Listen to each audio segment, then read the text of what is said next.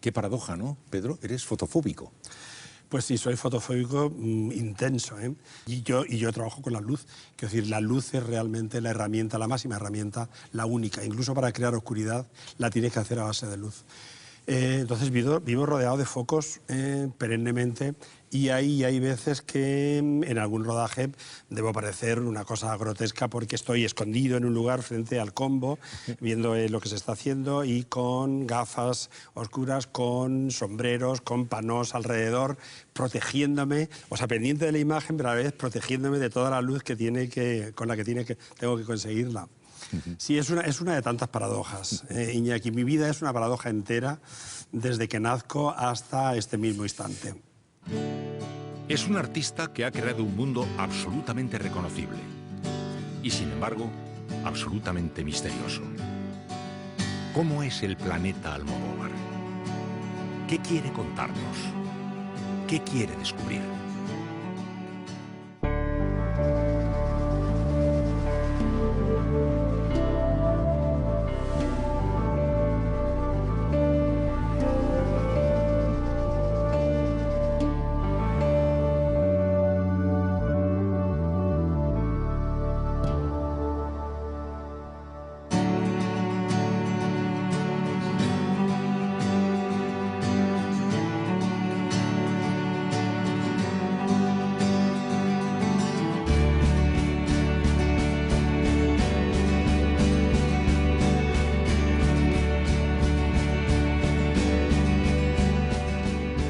Ese misterio, esa complicación o esa paradoja, ¿se va más o menos despejando a medida que te vas haciendo más mayor o no? ¿O se te está haciendo emborronando? Pues, ¿sabes? Lo que pasa es que la contradicción y la paradoja, para mí también, como las he vivido desde pequeño, yo creo que he aprendido a vivir dentro de la paradoja sin tratar tampoco de evitarlas, sino como parte inherente de la vida, de la condición social a la que pertenezco y de un montón de circunstancias que no se pueden cambiar de la noche a la mañana ni de un plumazo y hay muchas de ellas que no se deben cambiar. ¿Y cuáles serían los por ejemplo, elementos de la paradoja? A ver. Sí, pero por ejemplo, quiero decir, yo nazco en una familia humilde.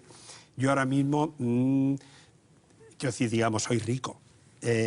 Sin embargo, yo sigo perteneciendo exactamente a esa misma familia. Mi origen social sigue siendo igual de humilde y mi corazón además está en ello. Y es más, yo no debo nunca olvidarlo, aunque paradójicamente yo pueda hablar de los desfavorecidos, viviendo una situación realmente de favor y quiero decir, pues tengo muchas más cosas de las que necesito. Eso es una paradoja en sí misma, pero que tampoco creo que tengo que hacer nada por cambiarlo. ¿Sabes lo que yo te digo? Yo es que no estoy de acuerdo que eso sea exactamente una paradoja. Yo siempre he dicho, yo no me he tenido que ser negro para hacer mía la causa de los negros en la época. No, en efecto. Ni he tenido que ser mujer para hacer mía la causa de las mujeres. Sí. Ni he tenido que ser homosexual para hacer mía la causa de los homosexuales. No creo que esa sea una contradicción. Es algo que suelen señalar para ir despejando a escobazos algunos No, por supuesto. No hace falta uno vivir todas esas existencias para solidarizarse con todos los problemas que ves alrededor en el mundo. No, sí, sí. No, pero yo recuerdo, por ejemplo, cuando trabajaba en la Telefónica ya hice las dos primeras películas, Pepe y Lucibón y Laberinto de Pasiones. Entonces yo me veía, hombre, no es que los estrenos fueran rutilantes, pero era un estreno y era una situación a la cual un auxiliar administrativo no estaba acostumbrado, porque no entraba dentro de su trabajo habitual. Y entonces yo me veía pues, viniendo de hoteles y trabajaba en un almacén local, que es como la parte, como te diría yo, más humillante para un auxiliar administrativo, que era mi trabajo, pero que yo había elegido porque allí no tenía que ir con corbata, porque estaba rodeado de gente, el único administrativo que era yo.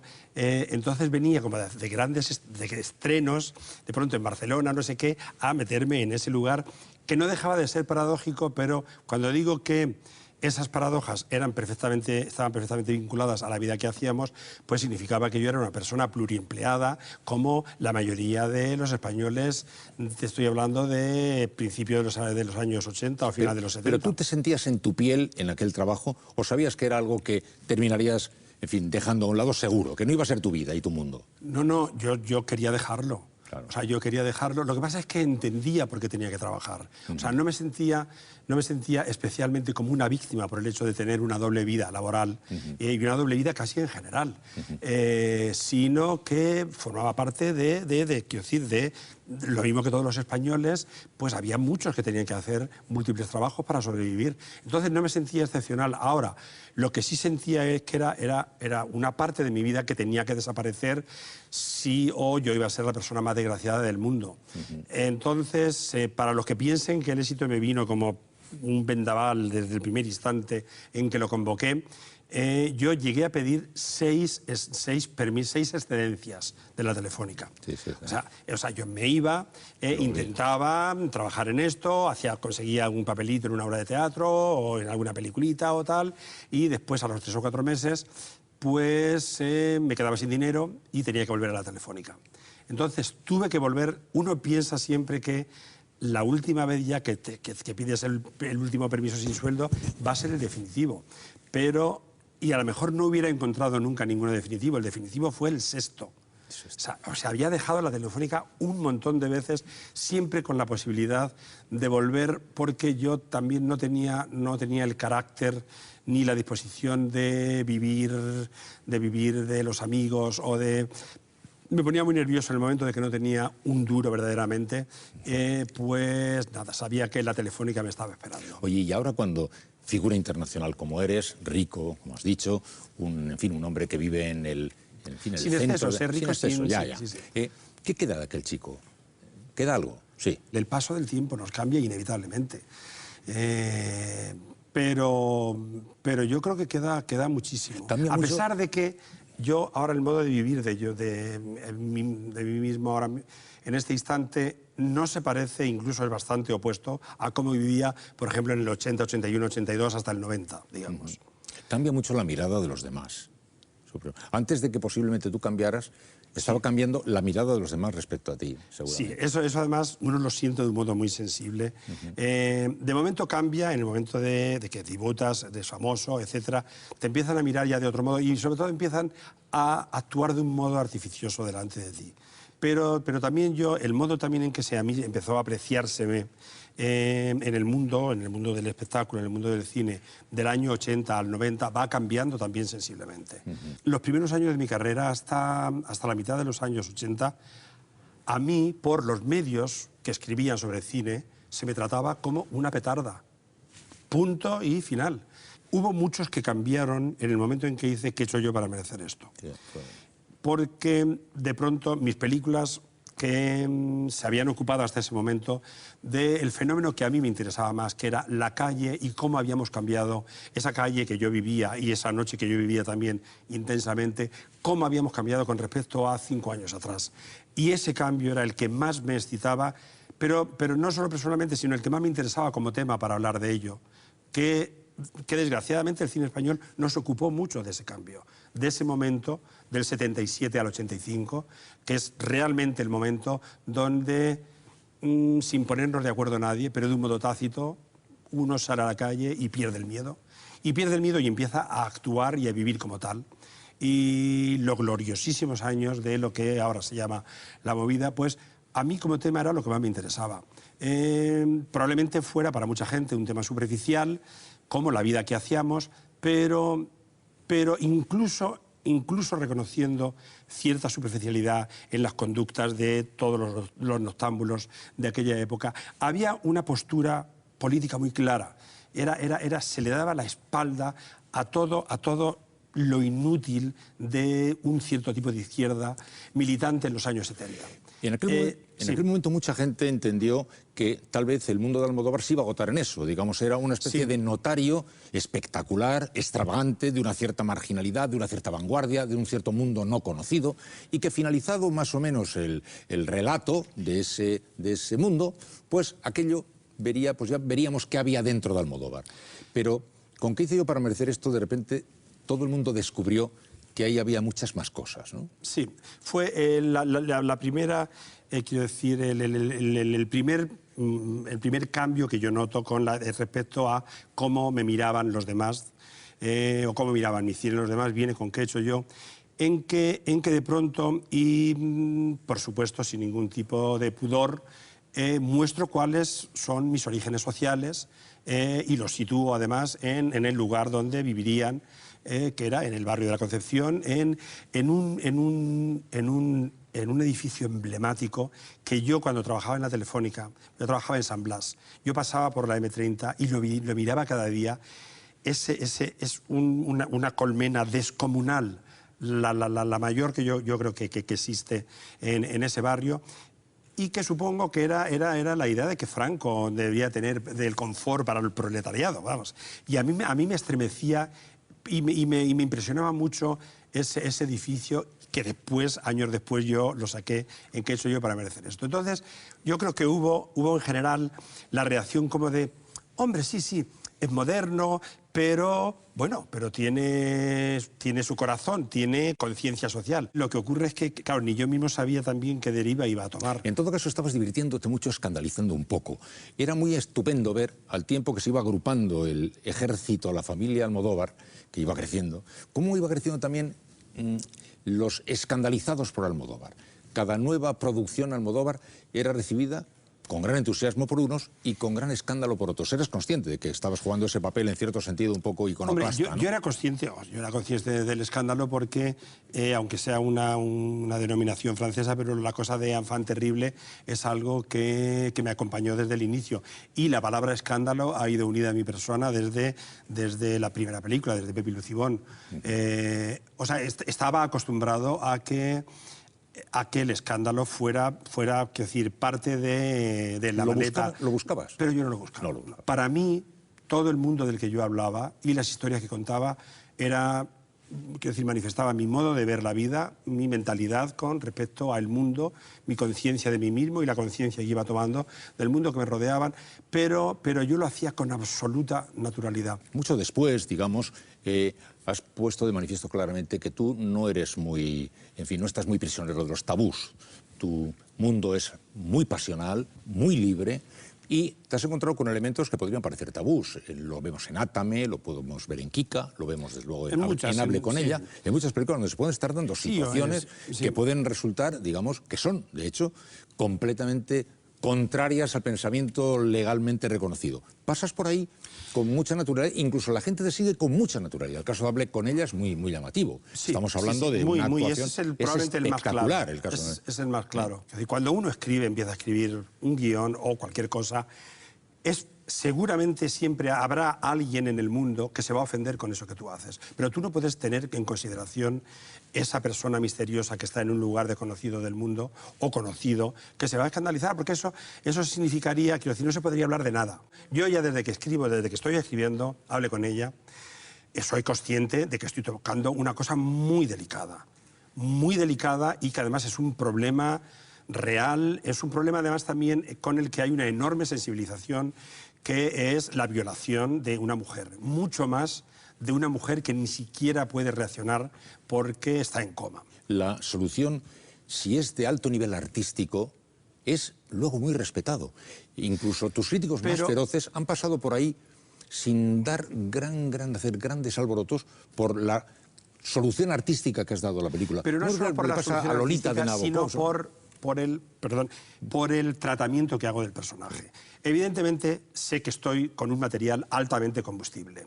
Y yo, además, también, yo no estoy a favor de que nadie viola a nadie en absoluto. Eso es un crimen. Y el personaje del que yo estoy hablando comete ese crimen. Ahora, mi reto, y ese es el reto que yo asumo, y por eso me excita mucho escribir, y por eso soy capaz de hacerla consciente de que puedo tener muchos problemas en todo el mundo con ese tema. Yo era absolutamente consciente cuando hacía la película.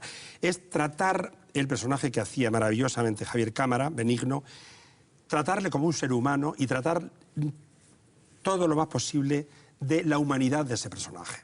Yo, además, de hecho, me propuse como guionista conseguir la empatía del espectador con respecto a ese personaje.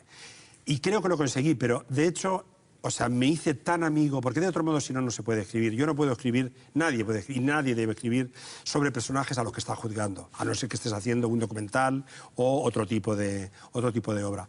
Pero no lo aconsejo, puedes escribir sobre los seres más abyectos, pero hay algo que tienes que comprender de ello. Yo por lo menos no puedo escribir si no consigo explicarlos. Entonces, de hecho, me hice tan amigo del personaje de Benigno que cuando comete el crimen, cuando comete aquello, yo no quería verlo. Y tampoco quería mostrárselo al espectador. Y entonces me invento una narración paralela, que es el amante menguante, para insuflarle al espectador la idea de esto es lo que él ha hecho. Él se ha introducido dentro de esta mujer. Imaginaros cómo. Pero lo utilicé como tapadera, pero justo para evitar yo mismo ver esa imagen que no quería ver y que el espectador tampoco lo viera. A eso me refería como solución Entonces artística. le di una solución cinematográfica. Sí, bueno, de eso se trata. Marais decía, comprenderlo todo es perdonarlo todo. De alguna forma, el espectador está comprendiéndolo todo y al final llega a perdonarlo todo. A eso es a lo que me refería cuando hablaba de una solución artística del tema. Como ha ocurrido, como decía, con Lolita y Nabokov, que es un personaje que ya sabemos todos lo que quiere decir y en qué punto se encuentra el debate social y, sin embargo, artísticamente está completamente salvado desde el punto de vista de su calidad. Y tú le entiendes y no estás de acuerdo, quiero decir, pero también hay una cosa que incluso entiendes que hay determinadas pulsiones que están en nuestra naturaleza que son absolutamente humanas y que son terribles. Y yo lo único que hago es alegrarme de que a mí no me ocurra, de no sentir yo esas pulsiones. Oye, a medida que iba avanzando tu cine, desde aquel primer cine que quería reflejar la vida que tú estabas viendo, tan explosiva, etcétera, y que fue entrando, como estábamos hablando ahora, iban haciendo una inconfundible estética Almodóvar. Plásticamente fortísima, de una gran calidad, a la que me gustaría que dedicáramos unos minutos, ¿no? Sí. Es curioso, porque a medida que se iba haciendo más complejo tu mundo, más complejos tus personajes, se iba haciendo más luminoso tu escaparate. Es un fenómeno bastante llamativo. Háblale de la estética. ¿Por qué tus colores son tan brillantes, la luz tan especial? El lenguaje cinematográfico es algo que se aprende. En mis primeras películas se hablaba de miserabilismo, lo cual iba muy bien con el cine underground en el que yo militaba, porque se trata de hacer las cosas con lo que tienes. No tienes nada, pues te salen desenfocados, movimientos de cámara malos, luz casual, etcétera, etcétera.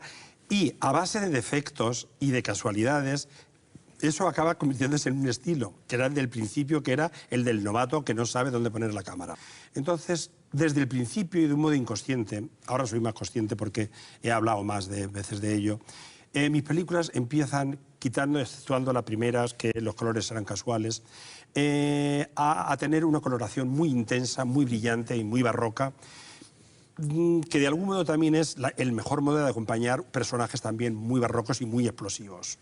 Yo creo que hay dos orígenes racionales para mí de todo aquello, que es, primeramente, yo me formo en la década de los 60, lo que digamos, donde estalla la cultura pop, pop tanto en cuanto a las obras de arte y también a las costumbres y a la estética, y me identifico mucho con esa cultura en la cual me formé. Pero además también yo recuerdo que en las primeras películas que veía eran colores fortísimos. Me acuerdo sobre todo de Johnny Guitar, que en ese caso se llamaba True Color, pero yo he perseguido casi siempre el color de las películas de mi infancia, que eran colores muy saturados, más brillantes que los reales de la vida propia y que no se parecían a los de la vida, y a mí no me importaba porque el cine me parecía que era algo más que la vida, o al menos era una vida paralela que a mí me venía mucho mejor como niño manchego que vive en una posguerra terrorífica. Yo me identificaba mucho más con aquellos colores que no importaba a qué realidad pertenecían. Y yo he perseguido el color del Technicolor, lo he perseguido y se lo he ido imponiendo a mis operadores a lo largo de toda mi carrera. Yo tengo la impresión de que tú estás buscando una respuesta a no sé qué y que llevas todas las películas tratando de encontrar una respuesta en un proceso cada vez más complejo. Los personajes son complejos, tus reflexiones son cada vez más complejas también. Estás haciendo un cine, me parece, muy luminoso y al mismo tiempo muy complejo. Me da esa la impresión a mí. ¿Qué estás buscando, Pedro? Es difícil, ojalá lo supiera yo. Desde luego estoy buscando y estoy en movimiento no quiero decir evolución porque parece que es una palabra, pero sí, estoy en continua evolución. Pues yo creo que se debe a una insatisfacción natural, que es uno de los elementos que me acompañan desde que tengo uso de razón. Y tengo cada vez más necesidad de cambio, o mi búsqueda cada vez es más frenética y más incesante según pasa el tiempo. Paralelamente a que mi vida social se ha reducido casi a la nada, vivo casi en absoluta soledad.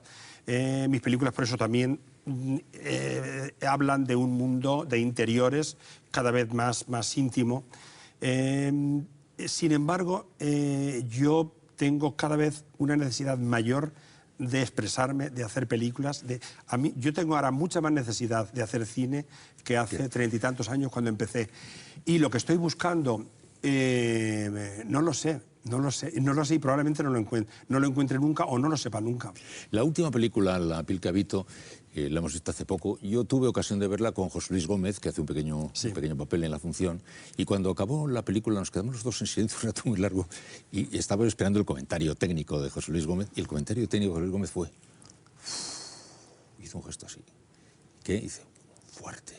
¿Y de qué sensación? De perturbación. Salimos como un poco perturbados. ¿Buscaste eso? ¿Sentiste eso? ¿Viviste eso? En general es muy halagador que una película te conmocione, porque es algo que el cine cada vez se propone con menos frecuencia. Entonces dices, he sido consciente. Hombre, yo soy consciente de que en la película hay un elemento, que ahora no vamos a revelar, que probablemente sea el mayor castigo que uno puede imaginar que se puede infligir a un ser humano. Y bueno, y que vincula la película al género de terror. Yo lo que me propuse desde el primer instante era que aquello, como era muy impresionante, era contarlo del modo más austero, que no hubiera sangre. O sea, se trata es un cirujano plástico, con lo cual, y manipula, la historia es la historia de la manipulación absoluta de un cuerpo. Yo no quería que hubiera ningún escalpelo, ningún bisturí y ninguna incisión en la piel de ningún personaje. Es casi peor. Y sin embargo, no, absolutamente. He comprobado que esa austeridad resulta infinitamente más eficaz para comunicar el terror de lo que ocurre en la película que si hubiera hecho una película claramente gore. Y lo helador del personaje, la interpretación que hace Antonio Banderas, que está absolutamente helado. Es como si estuviera, es como si estuviera muerto y sin embargo respirara. Sí, yo es lo que más trabajo no más trabajo, fue parte de la elaboración del personaje, y yo es lo primero que le dije a Antonio, porque Antonio es una persona muy barroca, muy expresiva, afortunadamente para él, pero todo mi trabajo y el esfuerzo de él también como actor consistía en vaciar su rostro de expresión. Y que ese vacío absoluto era el mejor modo que yo pensaba que era para comunicar que este tipo no siente absolutamente ninguna emoción. O sea, porque él no disfruta tampoco con estas barbaridades que está haciendo. El problema de la identidad, que está flotando desde el principio. ¿Quiénes somos? ¿Qué somos? Y que algunos pueden decir, está Pedro hablando de sus fantasmas, y tengo la impresión de que estás hablando de todos nuestros fantasmas. La pregunta referida a la identidad, ¿no? ¿En qué consiste ser lo que somos? No es tan fácil de responder. Sí, ¿no? Para mí, fíjate que ese es uno de los elementos clave de la película, y uno de los más importantes. La película habla de un enorme abuso de poder que se contrarresta naturalmente con un ser con una capacidad de supervivencia igual de ilimitada, pero en definitiva el mensaje, si hay un mensaje en la película, es que a pesar de que la ciencia pone en nuestras manos medios para manipular todo, absolutamente casi todo, en lo que es un ser humano, y yo creo que en casi todo lo que tenga vida, sin embargo hay algo inaccesible, o al menos yo quiero creer que es inaccesible para la ciencia y para todos aquellos manipuladores terroríficos que existen en el mundo, que es la identidad. O sea, para mí es muy importante, como tú has visto la película, que el personaje que interpreta Elena Naya vuelva a su pueblo